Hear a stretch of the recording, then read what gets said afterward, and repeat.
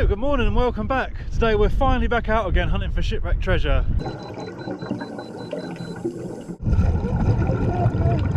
We're out at this incredible location today, which is the site for thousands of shipwrecks over hundreds and hundreds of years. It is the cliffs at Bury Head. Now, this place has a fearsome reputation. It was written in the history books that in bad weather, if you caught a glimpse of the cliffs here, it would strike fear into the hearts of even the bravest of sailors. And it's not hard to see why, with sheer cliffs and barely anywhere to get out and really deep waters just off the edge. If you ran aground or was wrecked here, you stood very little chance of survival. But I'm really excited for today. We're hopefully going to get in 2 dives. One over behind me, a place called Del Rock, where we can have a good look around and see what we can find. And a second one over the other side of the headland, just off of Bury Head Hotel. And I'm also on a bit of a side quest today for the common octopus. It's an animal we do get here in the UK, but normally sightings are very rare and few and far between. But recently, for some reason this year, there's been a huge influx of sightings and everybody seems to be seeing them. And I've never seen one in the UK, only when I've been abroad. So it's definitely one I really want to get off my bucket list. So we're going to be having a good look around to see if we can spot one of those. Anyway, let's go. The first dive site we're heading to is quite a distance from here, and it takes us straight through a Napoleonic era fort. So let's see if we can take a bit of a shortcut.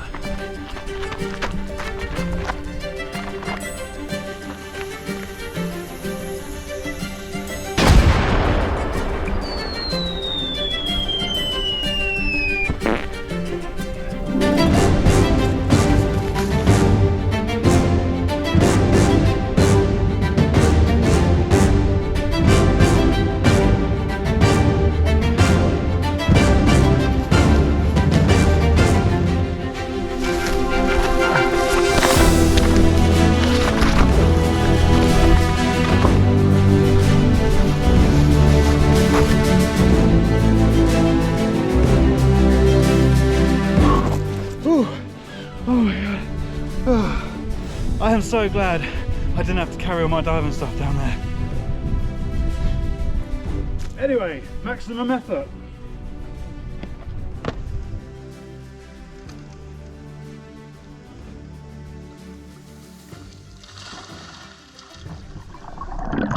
Right guys, well we've made it into the water and we're just making our descent down to the bottom. The visibility isn't at its best at the moment. It's that time of year when we get a big plankton bloom, but it's not really going to bother us too much. For what we're going to be looking for is all quite close up, so it shouldn't really be a big issue for this video. We get quite a lot of big animals in this local area, a variety of sharks, and we even had humpback whales spotted and even orcas on occasion. And on the way in the water here I saw a really big male grey seal, and these guys are normally pretty friendly and inquisitive, but sometimes the big males can be quite territorial.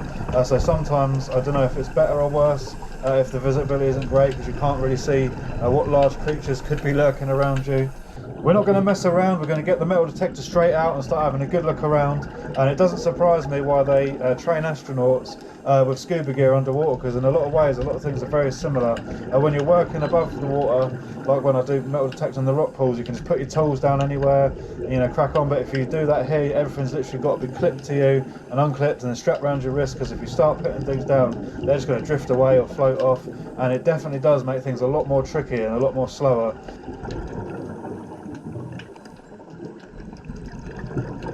But I picked up a signal here and going to start digging it out. The trouble here is not too bad, it's quite rocky, but as soon as you start disturbing the bottom, in most places you just get a big sediment comes up and you literally can't see anything, and you're just doing things by feel. Unfortunately this one turned out just to be a fishing weight. Oh, butterfingers. But we got a little bit of a constellation prize by spotting this moon jellyfish, which is absolutely beautiful.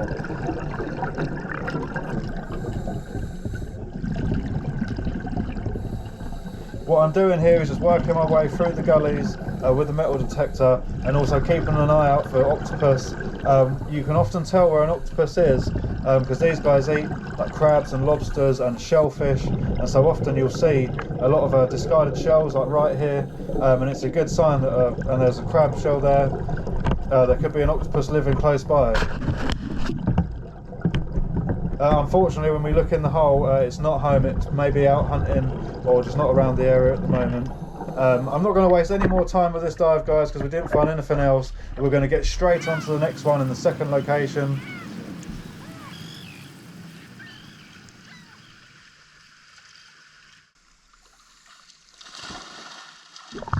So we're back in the water for the second dive.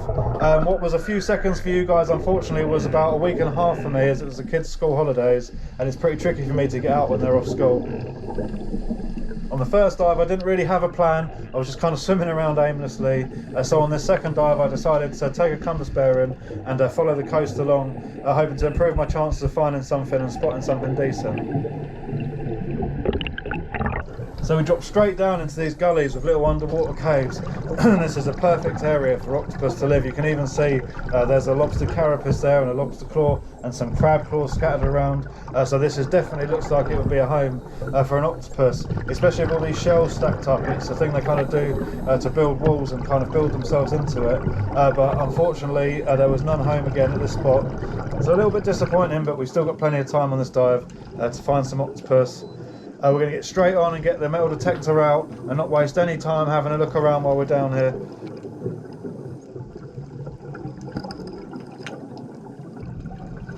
Pretty much straight away we picked up a signal down here. Unfortunately on this side it's definitely a lot more silty than the first dive we did, because as soon as I started digging you can really see the visibility turned pretty much to zero.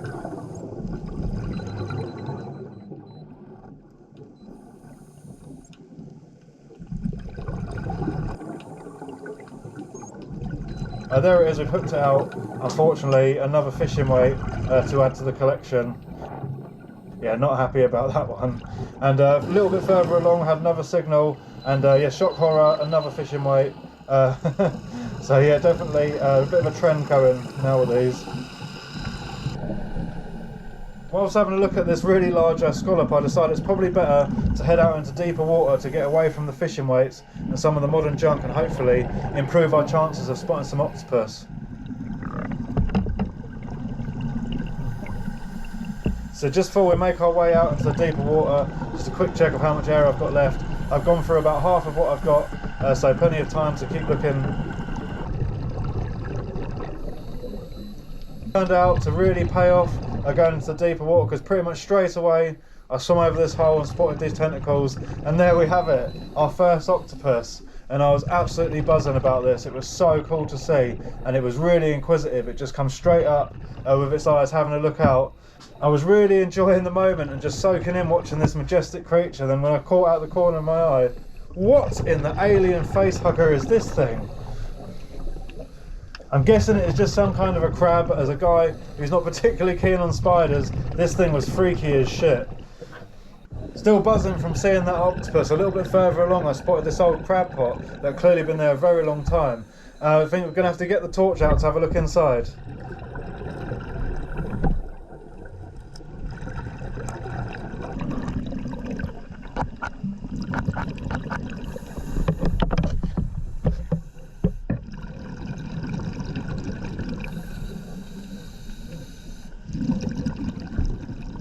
Hello, anybody in there? Unfortunately it was empty, but a tiny bit further along you can see where all these shells and sand has been turfed out, and when I poke my head in, there we go, we've got our second octopus. Like, it really is our lucky day.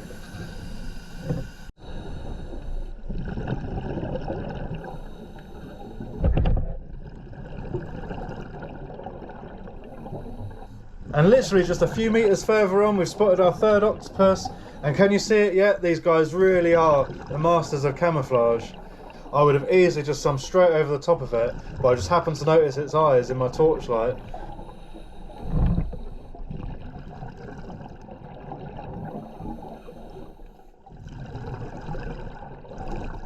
Well, absolutely amazing creatures to see, and to be so lucky to have seen so many.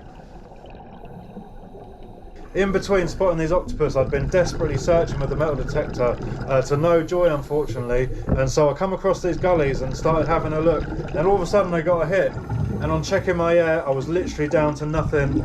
If you're not a scuba diver, you'll know when you hit 50 bar, that is when you get out, and that leaves you a little bit of reserve air in case anything happens on your way back or on your way out or in any emergencies. So we're going to have to work super quick on getting whatever this is out. Luckily, after a couple of grafts in the sand, there it was straight away.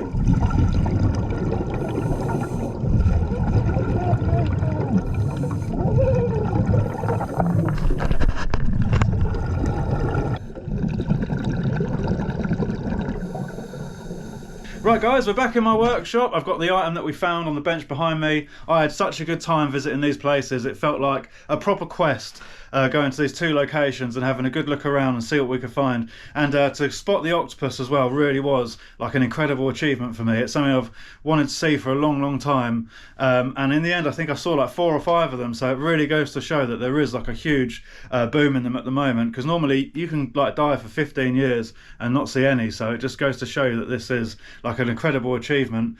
It's a little bit sad that we only find the one item, but to be honest with you, I'm really happy with that. I really thought it was going to be a case of I didn't find anything, and on my last little bit of air we managed to find this one, so I was super chuffed about that. And it is a decent item as well for our first like ever underwater treasure hunt to find. So yeah, I'm not going to be too hard on myself, and I hope you guys aren't too disappointed either. But let's not waste any time. Let's have a look at what we got.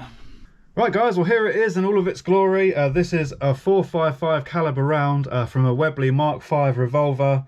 This was a British service revolver from World War I and was the preferred sidearm from the army from 1887 onwards. I'll throw a picture up now of some of this ammunition in better condition and one of these revolvers. Oh shit, no, not that one, that's the wrong picture, hang on. There we go. As you can see, this one's really dinged and dented up from being under the water for all that time, but I mean this must have been under there for a good 120 plus years. So what an incredible find for us to find and be part of our first underwater diving treasure hunting video. So proper chuff with that. So guys, as usual, drop us a comment in the comment section below if there's anything you enjoyed about this video, or even anything that you didn't like about the video and you think could be done better. This is obviously the first underwater proper treasure hunting video we've done, so hopefully things will progress and get better, and I'd love to hear you guys' input about that. And I'd like to say a big thank you to Baz from Bixham Dive Shack for all of his help with some information that he gave me, which helped pick what dives I was going to do for this video, and also for pointing me in the right direction for the research of finding out where this round come from, what exactly it was. So thanks very much for that, mate. So that's about it for this video. I really hope you guys enjoyed joining us. If you did, please don't forget to hit that like button and consider subscribing to our channel. It's just a great way of letting me know that you're enjoying the content that I'm putting out, and also so you don't miss out on any future videos we've got coming. And we've got some really interesting stuff on the way with some scuba and some treasure hunting, some really cool like wreck sites and locations. And also, if you prefer the treasure hunting that we do above the water, don't worry, we're going to have a lot more of that coming as well when the conditions aren't acceptable for you know, scuba. We'll be doing some of that as well, and also maybe check out some of our other videos that should be popping up on the screen now, and I will catch you guys on the next one. Cheers.